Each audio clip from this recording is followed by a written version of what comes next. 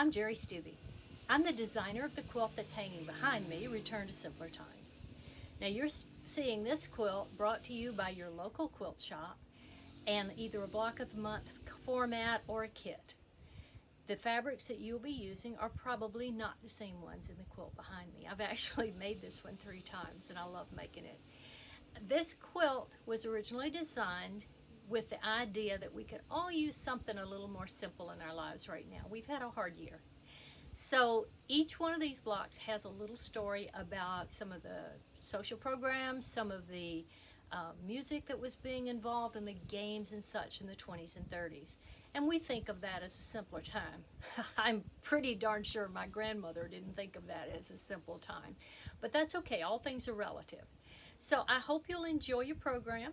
It's got some nice easy blocks and some pretty things to go with it to include the beautiful Dresden plate border. And there are all sorts of tips and techniques that you'll have. If you have any problems or concerns with your pattern, check with your local quilt shop.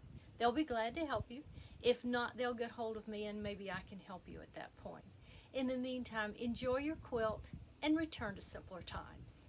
Bye-bye.